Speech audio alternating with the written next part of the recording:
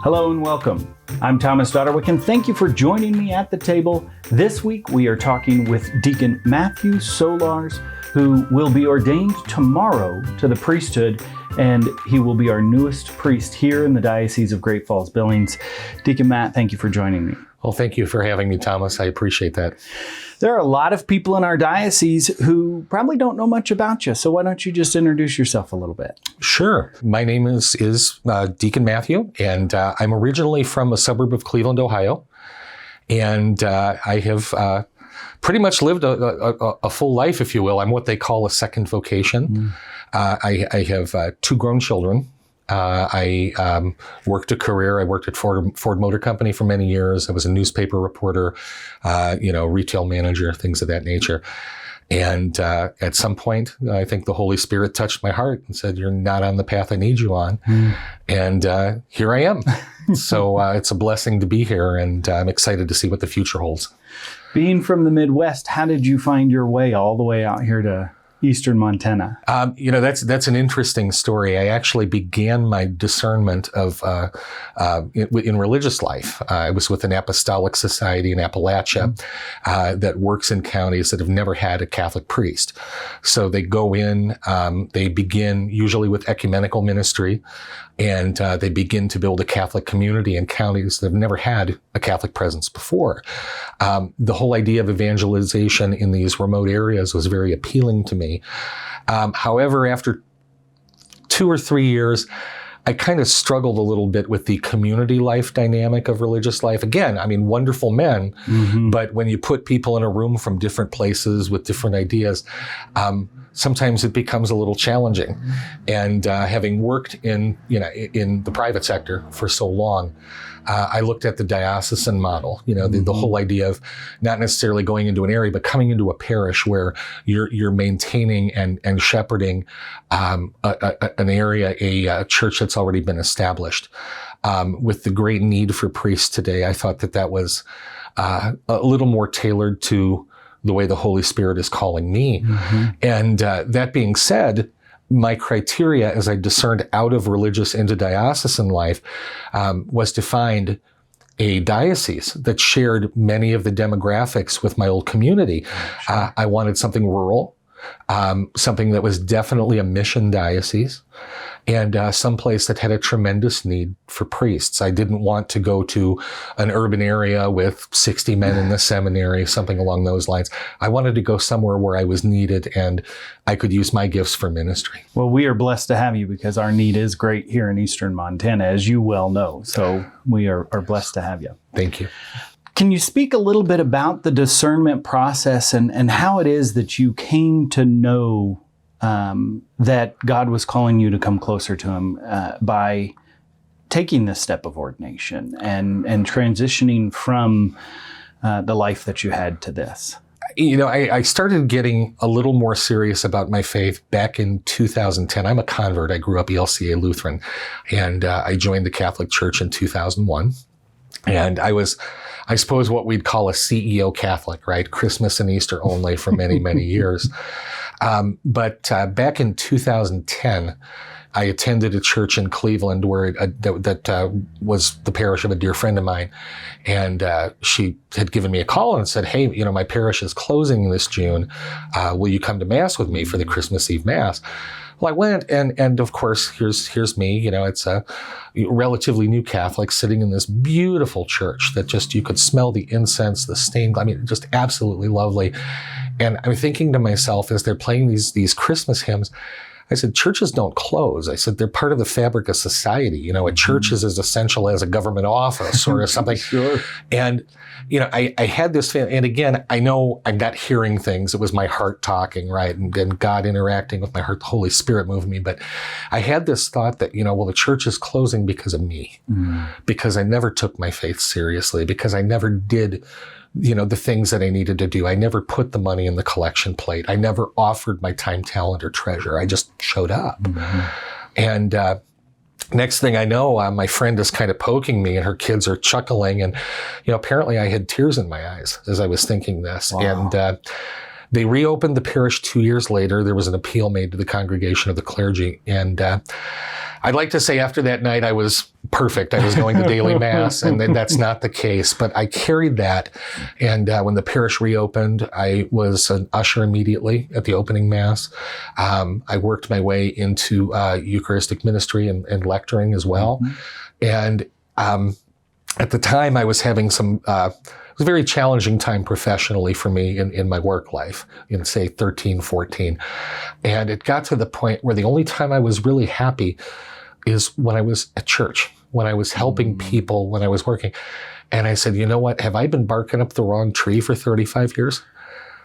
And I spoke with my spiritual director at the time. And he said, well, let's explore. And with that being said, the next afternoon, the vocation director for that religious community was in Cleveland, and we were having dinner. But it's amazing when we follow the path that God has planned for us, when we open our hearts, when we open our ears, and we're willing to listen to the Holy Spirit in our lives. The blessings that we receive are absolutely without number. Tomorrow you're going to be ordained. Yes. And your first assignment's going to be in Sydney, Montana. Yes. And the cluster of parishes that are out there. Mm-hmm. What are you looking most forward to in your priesthood? Not just in Sydney, but in general. What are you looking most forward to? To getting to know people, to letting people know that Christ really is present. And that as a community, we walk with one foot in this world and one foot in the spiritual, right? And that, we can be really and truly present for each other. Hopefully I can be the face of Christ in some people's lives. And you do that by establishing relationships, by getting to know people, by getting to know your parish community, by, getting to know my new boss, Father Jim, the pastor. So I'm just excited for now getting to know people and then seeing where the Spirit moves and what the needs of the communities are. Because really we all go in with this plan. I'm going to do this. I want this. I want this. It's like, well, no, it's not about what I want. It's about what the Holy Spirit wants to feed the people you serve. Absolutely. Tomorrow is not the end of anything. It's the beginning of your priestly ministry. Mm-hmm. And it is kind of, though, a culmination of 6 years at least worth of education. Yes. Talk about the formation and education that you went through over the last 6 or 8 years. Sure. I attended Sacred Heart Seminary and School of Theology, which is one of really 2 seminaries in the United States for what we call second vocations. It's run by the priests of the Sacred Heart. And the age difference, I think we had a gentleman who was in his mid-60s there that was a permanent deacon preparing for ordination. We had some younger men who were in their late 20s, early 30s. Kind of in an extern priest situation where they're coming in from another country. They go to Sacred Heart where they have an accent and language modification program, English culture studies. So it's really a big Catholic melting pot of age groups, ethnicities, cultures. It's really, I call it an airport hub for the Catholic Church because you meet religious, you meet diocesan, you have bishops coming in and out all the time. Just a really great place. As far as the structure of the seminary, I'm certain it was a lot like other seminaries in the U.S. I was on a 6-year program. So I came in, I did not have a bachelor's in philosophy. So there was Cardinal Stritch University, which unfortunately is closing now after 85 years. But they had a combined BA MDiv program where I did 1 year of philosophy in the seminary and then completed my core classes that I needed at the undergraduate school my second year. And then after another year of theology, I was awarded my bachelor's because I did come in with some credits. We can be as confident as possible whenever we're taking big steps in life. And sometimes our excitement overshadows anything that we might be a little nervous about. Is there anything that you're nervous about?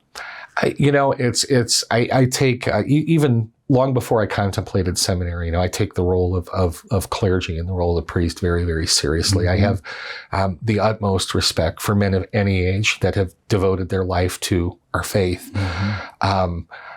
And I always worry because I know what my failings are. I know what I need to take to prayer. I know what I take to reconciliation. And I think there's always that moment where I look and say, you're sure about this, Lord? You really want me? In fact, the old vocations director from my previous community used to joke with me. He called me Jonah. He said, yes, Jonah, you do need to go to Nineveh.